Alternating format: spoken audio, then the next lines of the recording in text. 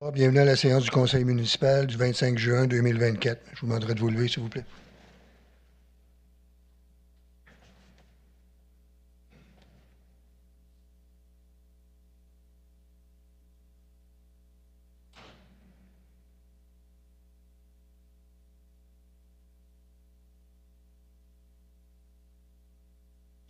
Merci beaucoup.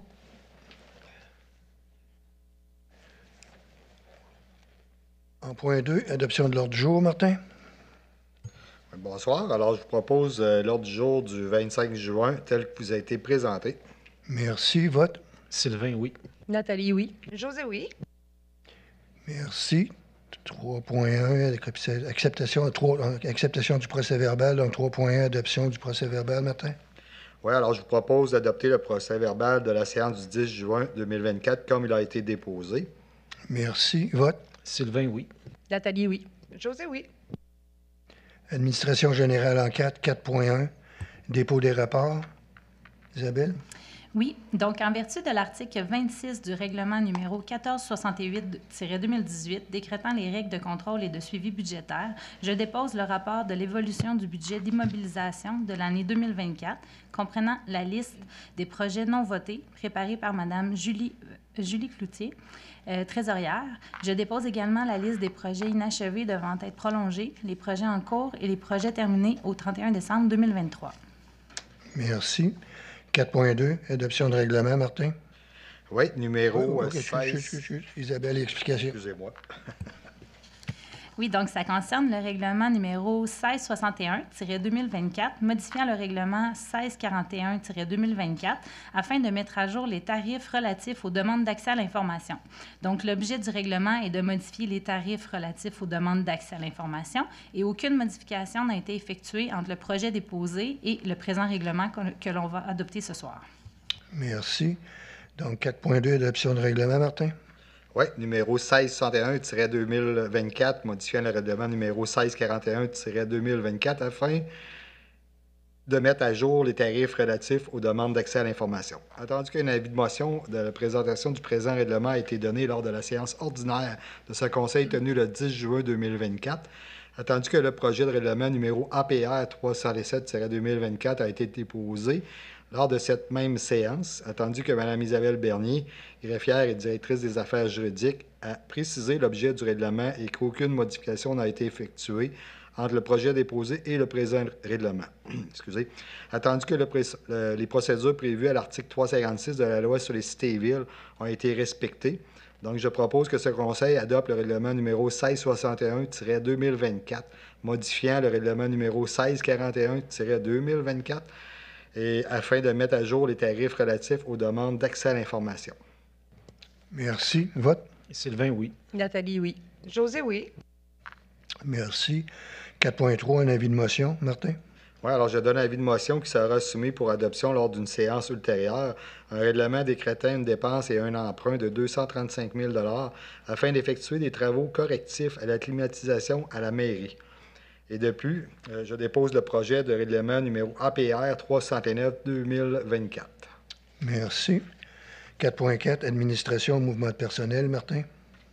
Oui, alors attendu la tenue d'un concours pour l'embauche d'un étudiant à la numérisation, attendu la candidature reçue et la tenue des entrevues pour le poste, attendu qu'il y a lieu d'entériner l'embauche de Mélika Hamel et de Justine Rochette qui se partageraient un poste d'un maximum de 36 heures par semaine. Attendu qu'il y a également lieu d'embaucher une étudiante supplémentaire afin de poursuivre l'archivage des dossiers de propriété du service de l'urbanisme. Attendu que Mégane Landry a accepté le poste d'étudiante à la numérisation pour le service de l'urbanisme.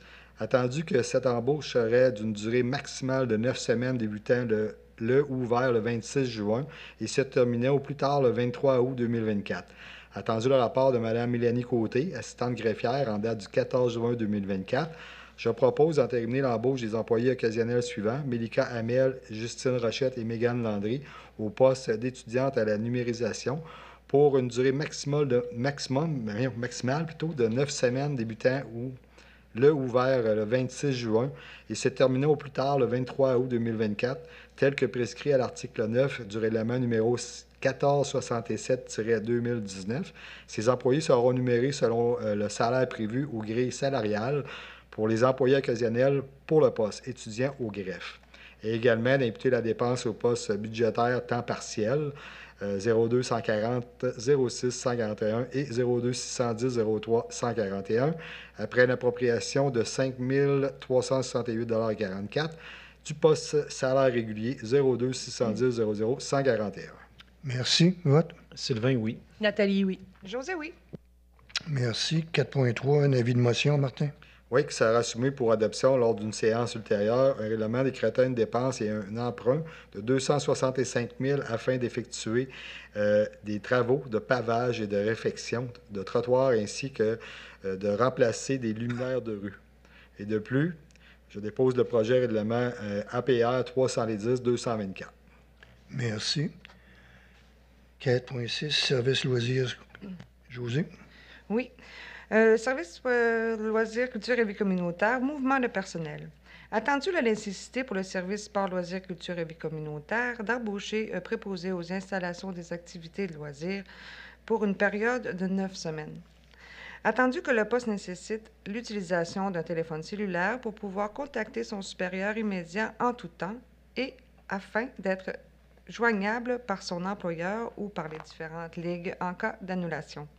Attendu le rapport de M. Éric Gingras, directeur du service sport, loisirs, culture et vie communautaire en date du 14 juin 2024, je propose d'entériner l'embauche de M.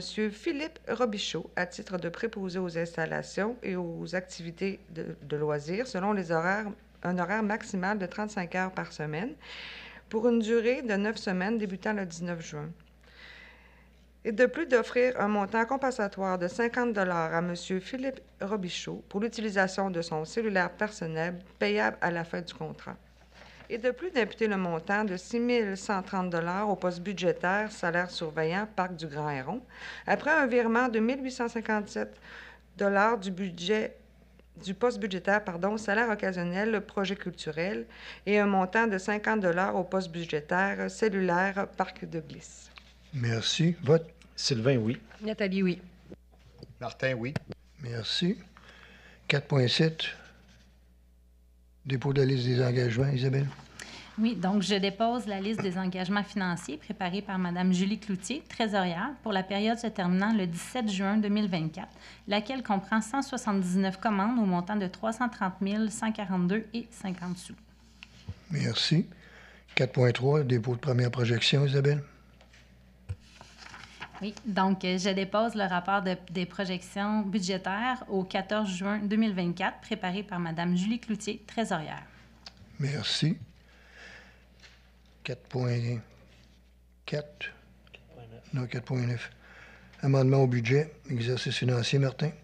Oui, 2024, attendu que le dépôt de rapport de la première projection de revenus et de charges anticipées pour l'exercice financier 2024, attendu qu'il s'avère nécessaire d'ajouter certains postes budgétaires pour refléter les revenus et les charges anticipées dans le dit rapport, attendu le rapport de Mme Julie Cloutier, trésorière en date du 17 juin 2024, je propose d'amender le budget original de l'exercice financier 2024 en fonction de la première projection de revenus et de charges déposée par Mme Julie Cloutier, trésorière, laquelle porte les revenus anticipés à 21 829,025 et les charges anticipées à 17 319 375 laissant un excédent avant conciliation des fins fiscales de 4 509 650 Après un remboursement du service de la dette et après une affectation, l'excédent de fonctionnement de l'exercice financier 2024 est évalué à 62 095 Merci. Vote. Sylvain, oui. Nathalie, oui. José, oui. 4.10, service sport loisirs. José. Oui, mouvement de personnel. Attendu qu'un employé est nécessaire pour pallier l'absence des autres employés durant les vacances. Attendu le rapport de M. Éric Gingras, directeur du service sport, loisirs, culture et vie communautaire par intérim, en date du 14 juin 2024. Je propose d'entériner l'embauche en date du 25 juin de Mme Florence Garneau au poste d'aide technique et meneur de jeu pour la période du 25 juin au 30 août 2024. Elle sera rémunérée selon la grille salariale en vigueur des employés de soccer. Et de plus, d'imputer le montant de la dépense au poste budgétaire salaire SOCAT. Merci. Vote. Sylvain, oui. Nathalie, oui. Martin, oui. Merci. 4.11, autorisation de signature. José. Oui, avis de décontamination pour le 5 et 7 route de la Jacques-Cartier. Attendu qu'un avis de contamination était inscrit sur le lot 4 513 816, soit au 5 et 7 route de la Jacques-Cartier. Attendu le certificat d'autorisation pour la réhabilitation des sols contaminés délivré par le ministère de l'Environnement et de la lutte contre les changements climatiques en date du 11 décembre 2017. Attendu que les travaux de décontamination des sols contaminés ont été réalisés sur le dit lot par un précédé in situ d'extraction sous vide double phase. Pardon, c'est compliqué, hein? C'est ça, oui. Attendu que l'entreprise Bois-Renault Notaire Incorporé a préparé l'avis de décontamination pour le 5 et 7 route de la Jacques-Cartier. Attendu le rapport de Mme Isabelle Bernier, greffière et directrice des affaires juridiques en date du 17 juin 2024. Je propose que ce conseil autorise M.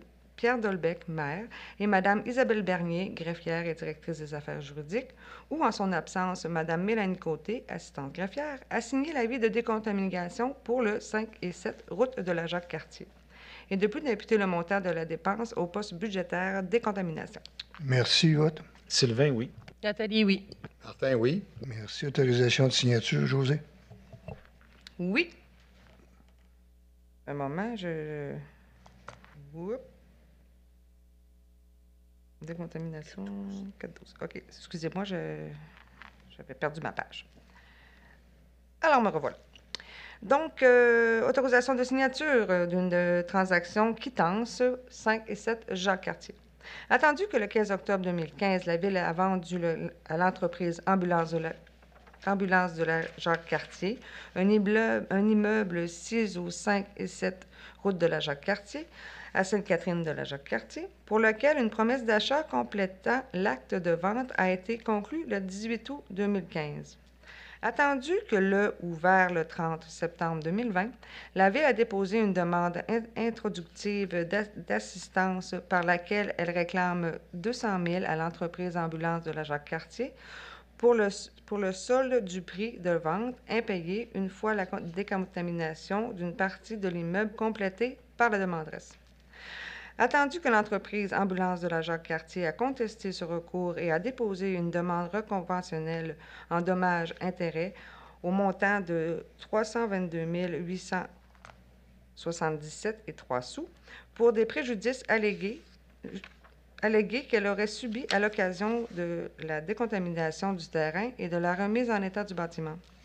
Attendu que la Ville et Ambulance de la Jacques-Cartier ont convenu de régler les précédents dossiers hors cours, au moyen d'une transaction quittance, le tout sans admission de responsabilité de part et d'autre. Attendu le projet de transaction quittance préparé par Lévis a été soumis aux élus pour étude et approbation. Attendu le rapport de Mme Isabelle Bernier, greffière et directrice des affaires juridiques en date du 19 juin 2024, je propose que ce conseil entérine l'offre soumise à l'entreprise Ambulance de la Jacques-Cartier, telle que décrit dans le projet de transaction quittance. De plus, d'autoriser M. Martin Carreau, directeur général, à signer la transition quittance pour l'immeuble 6 au 5-7 route de la Jacques-Cartier. Et finalement, d'autoriser Mme Julie Cloutier, trésorière, à radier le solde de créance de 200 000 au nom de 9328-7142 Québec Inc., Ambulance de la Jacques-Cartier, à la suite de la transaction et d'approprier 155 000 de l'excédent de fonctionnement non affecté afin de combler l'impact budgétaire lié à la radiation. Merci. Vote. Sylvain, oui. Nathalie, oui. Martin, oui. Merci. 5, aménagement, urbanisme et développement. 5.1, une abrogation. Nathalie? Donc, c'est une abrogation de la résolution 365-2023 concernant le projet intégré au 20, 22 et 24 avenue des Catherines. Attendu la résolution numéro 365-2023 adoptée à la séance du 11 septembre 2023 concernant le projet intégré résidentiel sur le lot 6 513 327. Attendu qu'il est nécessaire d'abroger la résolution numéro 365-2023, étant donné que le projet de construction pourra se réaliser plus vite que prévu.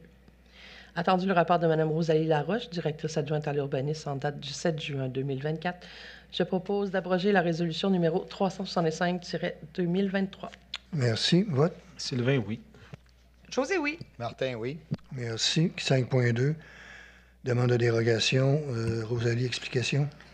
Oui, donc il s'agit d'une demande de dérogation mineure concernant la propriété située au 725 rue des Sables, visant à régulariser l'implantation du cabanon qui se trouve à 0,73 m de la ligne latérale en tenant compte de l'avant-toit, alors que l'article 7.2.1.2.5 du règlement de zonage numéro 1259-2014 stipule qu'un espace minimal de 1 m doit être laissé libre entre la construction complémentaire et les lignes latérales en tenant compte des avant-toits. Merci. Consultation. Correct. Donc, 5.2, demande de dérogation, Nathalie. Attendu la demande de dérogation mineure déposée par la propriété sise au 725 rue des Sables, afin de régulariser l'implantation du cabanon qui se trouve à 0,73 m de la ligne latérale en tenant compte de l'avant-toit.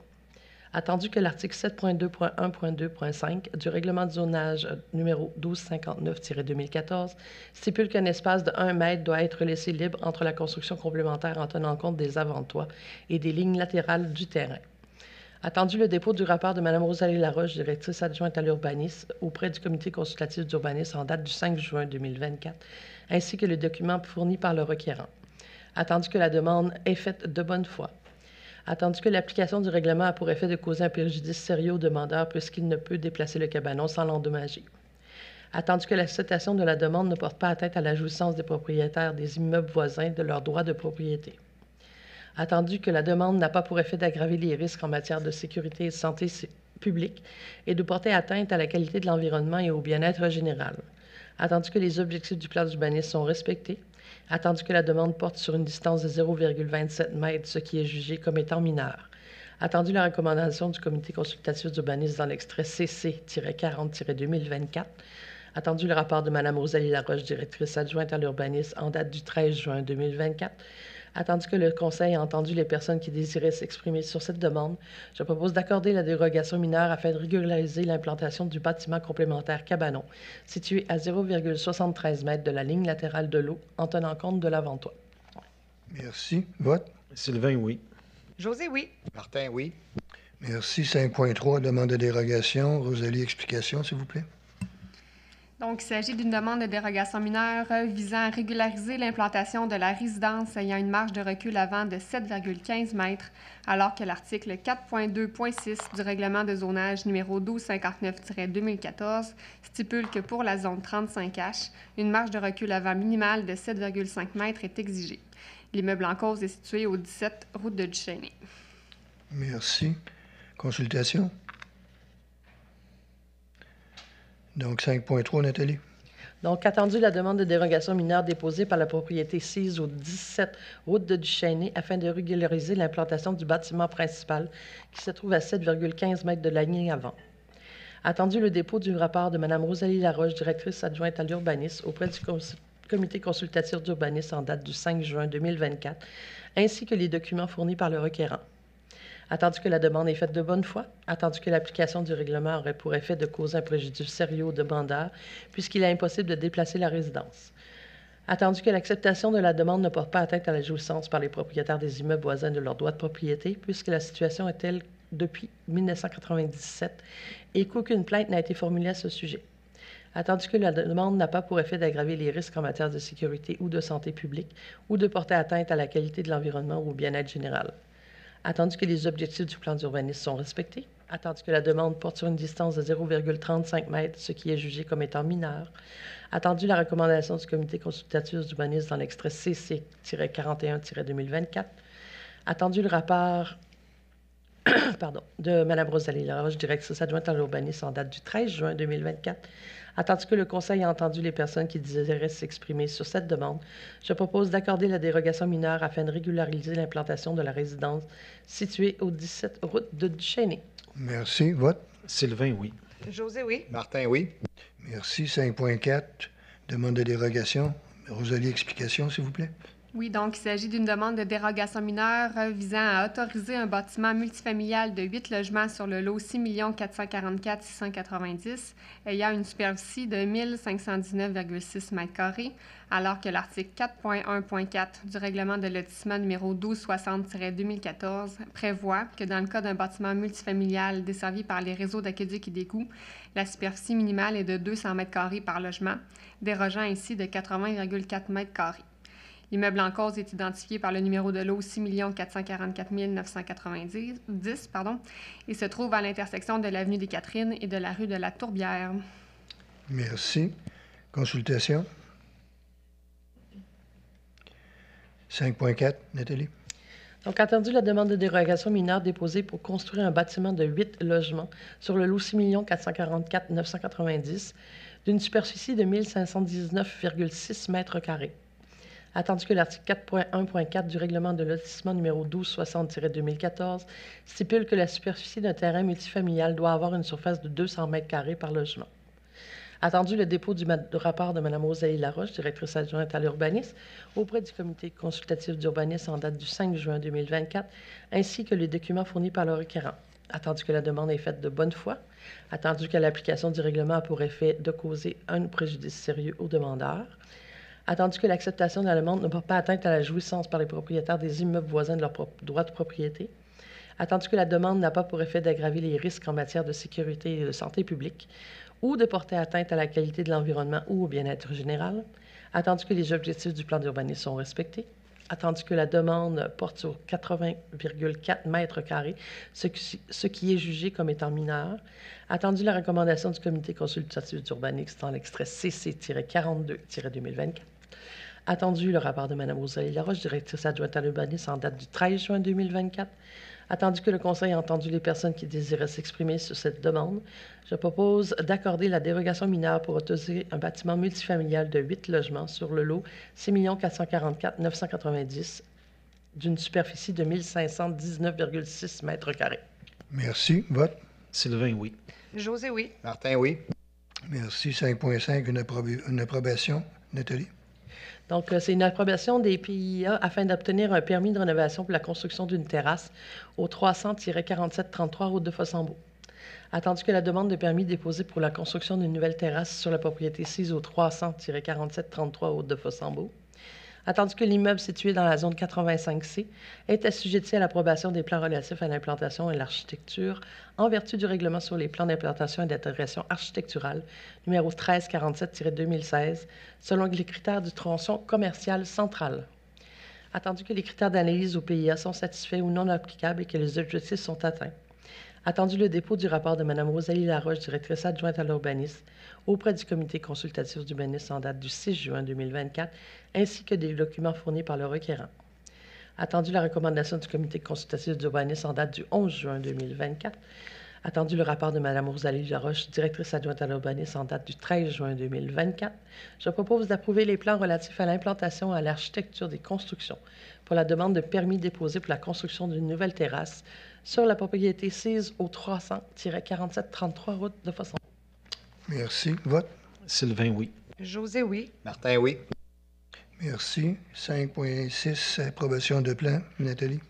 Cette fois-ci, c'est une approbation de plan relatif à l'implantation et à l'intégration architecturale afin d'obtenir un permis de construction d'un bâtiment principal pour le lot 6 618 636 situé sur la route Laurent-Marcotte. Attendu la demande de permis de construction pour 2 bâtiments commerciaux sur le lot 6 618 636. Attendu que l'immeuble situé dans la zone 81C est assujetti à l'approbation des plans relatifs à l'implantation et à l'architecture, en vertu du règlement sur les plans d'implantation et d'intégration architecturale numéro 1347-2016, selon les objectifs et les critères du secteur du tronçon commercial périphérique. Pardon. Attendu qu'il s'agit d'un complexe immobilier et que le plan d'ensemble du projet doit être approuvé dans son entièreté. Attendu le rapport de la directrice adjointe à l'urbanisme en date du 7 juin 2024, ainsi que les documents déposés par le requérant. Attendu que les critères d'analyse au PIA sont majoritairement satisfaits ou non applicables et que les objectifs sont atteints. Attendu que deux choix de revêtement sont proposés. Attendu la recommandation du comité consultatif d'urbanisme en date du 11 juin 2024. Attendu la mise à jour des plans du 19 juin 2024 et la recommandation favorable de celle-ci par le comité consultatif d'urbanisme.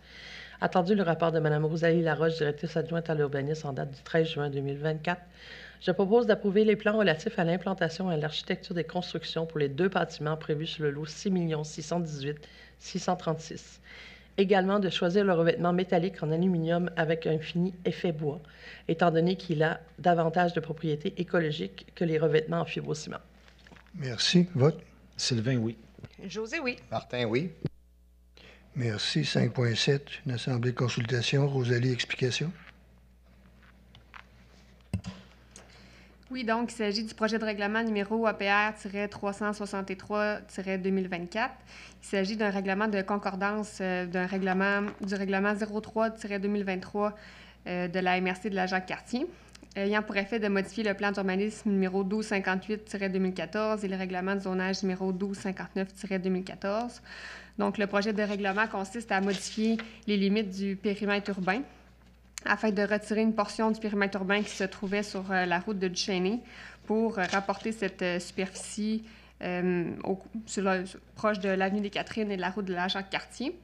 Par le fait même, on va changer aussi les zones au règlement de zonage afin de porter les modifications et de mettre les usages qui sont conformes à l'intérieur du périmètre urbain et de revoir les zones de développement prioritaires et de réserve à l'intérieur du périmètre urbain. Merci. Consultation? Non? Donc, 5.7. Vote. Il n'y a pas de vote là-dessus. Ah. 5.8. Approbation des plans. Nathalie? Donc, cette fois-ci, c'est pour l'implantation et l'architecture des constructions afin d'obtenir un certificat d'autorisation d'enseigne pour l'immeuble situé au 103-4320 route de Fossambeau. Attendu la demande de certificat d'autorisation d'enseigne pour la propriété 6 au 103-4320 route de Fossambeau. Attendu que l'immeuble situé dans la zone 163M est assujetti à l'approbation des plans relatifs à l'implantation et l'architecture en vertu du règlement sur les plans d'implantation et d'intégration architecturale numéro 1347-2016, selon les objectifs et les critères du secteur commercial périphérique. Attendu le dépôt du rapport de Mme Rosalie Laroche, directrice adjointe à l'urbanisme auprès du comité consultatif d'urbanisme en date du 7 juin 2024, ainsi que les documents fournis par le requérant. Attendu la recommandation du comité consultatif d'urbanisme en date du 11 juin 2024, attendu que les critères d'analyse au PIA sont majoritairement satisfaits ou non applicables et que les objectifs sont atteints. Attendu le rapport de Mme Rosalie Laroche, directrice adjointe à l'urbanisme, en date du 17 juin 2024, je propose d'approuver les plans relatifs à l'implantation et à l'architecture des constructions pour la demande de certificat d'autorisation d'enseigne pour la propriété 6 au 103-4320 route de Fossambeau. Merci. Vote. Sylvain, oui. José, oui. Martin, oui. Merci. 5.9, assemblée de consultation. Rosalie, explication. Oui, donc, il s'agit du projet de règlement numéro APR-368-2024, modifiant le règlement numéro 1259-2014 de zonage, afin d'agrandir la zone 58e et d'ainsi autoriser l'usage HI multilogement maximum 24. Donc, concrètement, c'est de modifier la zone 58e afin d'ajouter les adresses civiques 45, 47, 51 et 53 de la rue Jolicoeur à l'intérieur de la zone 58e et par le fait même là, de les enlever de la zone 61H. Et aussi de permettre dans la zone 58e l'usage multilogement maximum 24 et de revoir la marge de recul avant à 5 mètres au lieu de 7,5 mètres afin de permettre l'aménagement des espaces de stationnement en cour arrière. Le projet contient des dispositions susceptibles d'approbation référendaire concernant la modification des zones et l'ajout de l'usage multilogement à l'intérieur de la zone 58M. Donc, les zones concernées, les zones contiguës, peuvent déposer une demande d'approbation référendaire. Les zones concernées sont les zones 58M et 61H, tandis que les zones contiguës sont les zones 54H, 57M, 60H, 62H, 65C, 116H et 137C. Donc, c'est une portion du territoire là, qui se trouve de part et d'autre de la rue Jolicoeur. Merci. Consultation.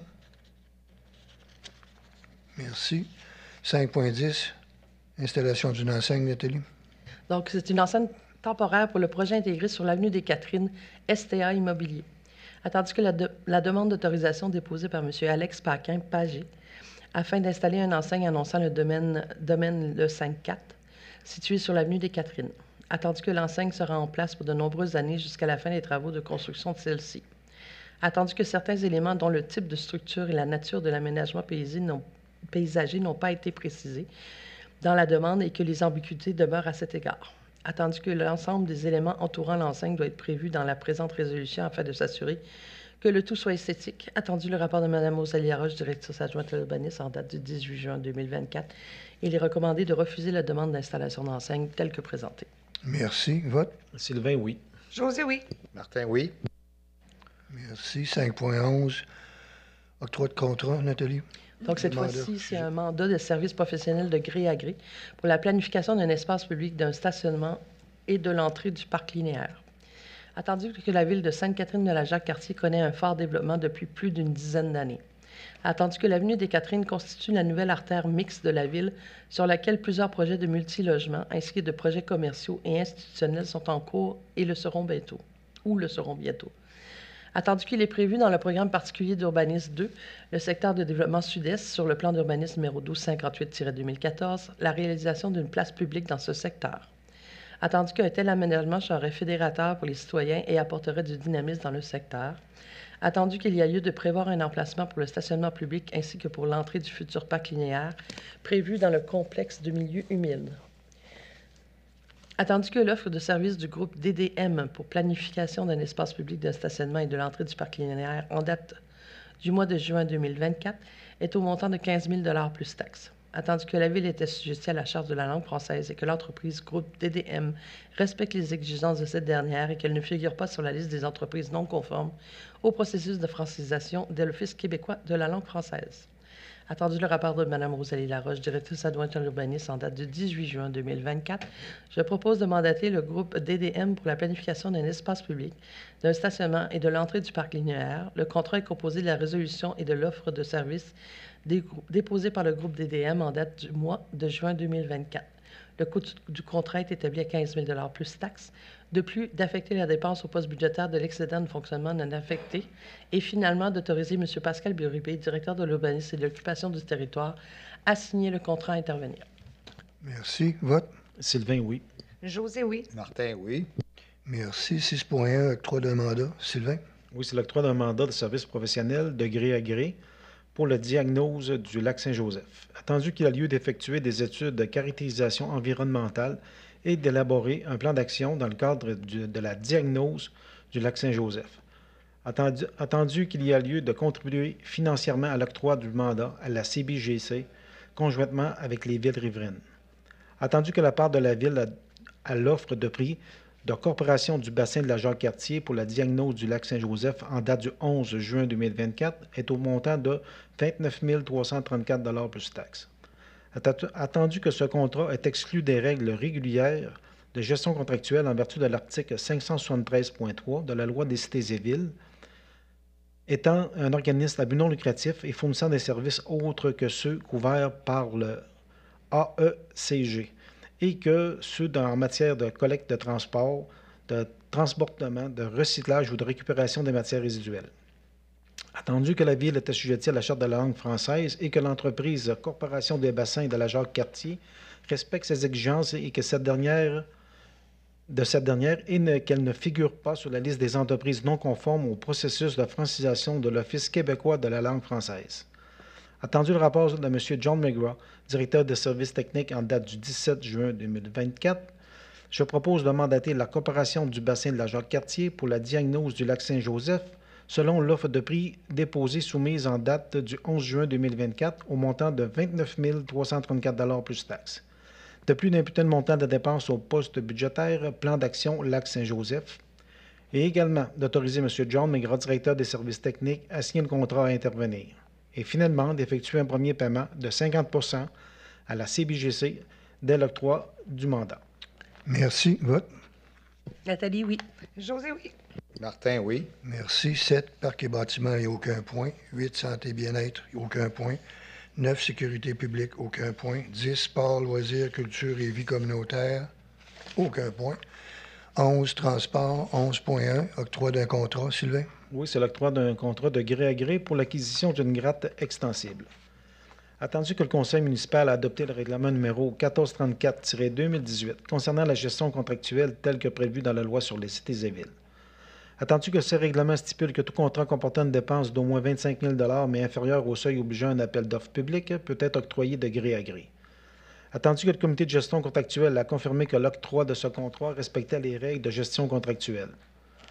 Attendu que la Ville est assujettie à la Charte de la langue française et que l'entreprise Metalpless Incorporée respecte les exigences de cette dernière et qu'elle ne figure pas sur la liste des entreprises non conformes au processus de francisation de l'Office québécois de la langue française. Attendu que l'acquisition d'une gratte extensible est requise pour le remplacement de l'unité 77. Attendu que cette dépense est prévue au programme triennal d'immobilisation 2024. Attendu l'offre de prix soumise par Metalpless Incorporée en date du 2 mai 2024. Attendu le rapport de M. John McGraw, directeur des services techniques, en date du 17 juin 2024. Je propose d'octroyer le contrat d'une somme de 50 175 $ plus taxes à Metalpless Incorporée pour l'acquisition d'une gratte extensible. Le contrat est composé de la résolution et de l'offre de prix soumise par Metalpless Incorporée en date du 2 mai 2024. De plus, d'imputer le montant de la dépense au sous-projet 03 du règlement 1648-2024. Merci. Vote. Nathalie, oui. José, oui. Martin, oui. Merci. Autre sujet, il n'y en avait pas. Donc, on passe à la période de questions. M. Diane?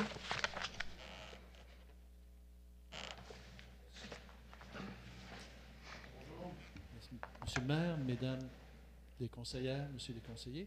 Mon nom est Bernard Dionne et je suis un résident sur l'adresse civique 20, route Saint-Denis-Garneau. J'ai pour vous une lettre signée par mes voisins. J'ai la copie originale pour monsieur le maire et des copies pour tous les conseillers. Est-ce que quelqu'un peut leur distribuer ceci, s'il vous plaît? Donnez-la à Isabelle. Merci.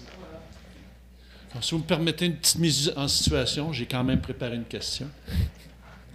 Alors, ceci concerne la vitesse sur ce que j'appelle le premier kilomètre de la route Saint-Denis-Garneau, c'est-à-dire du début à la route de Fossambeau, jusqu'à la remontée qui mène au terrain de la CEPAC.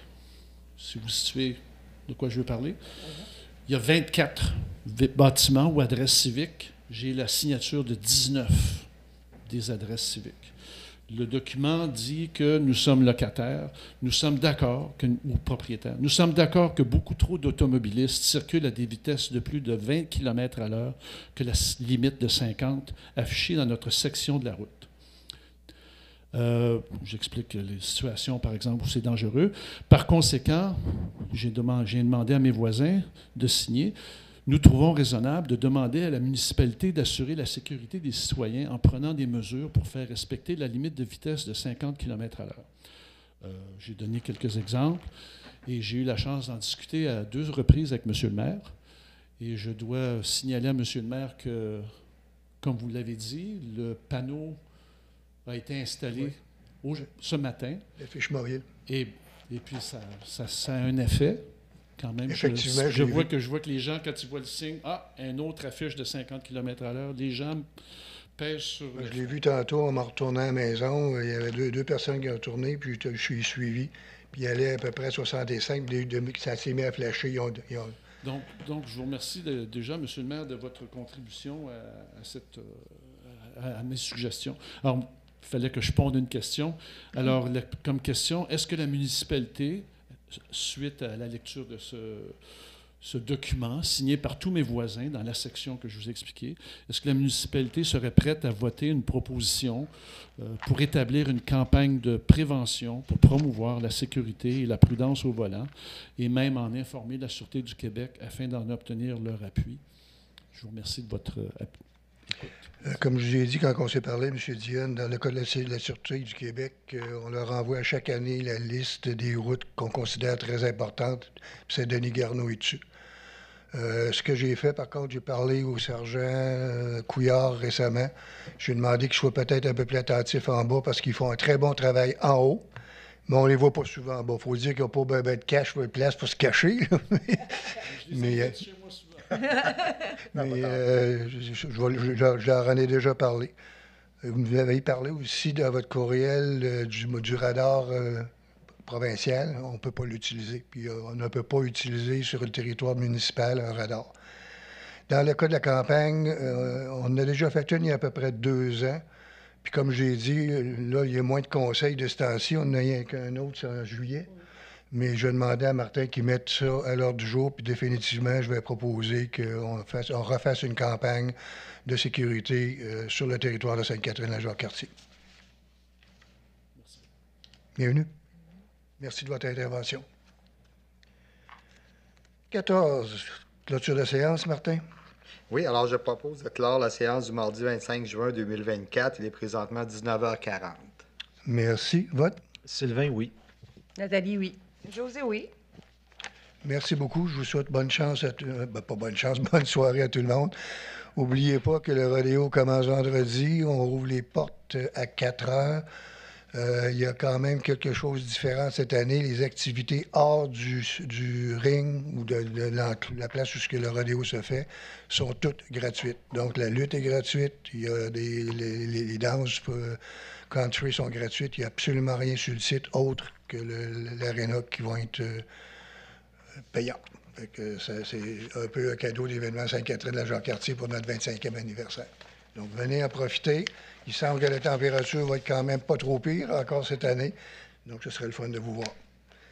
Merci beaucoup. Bon retour.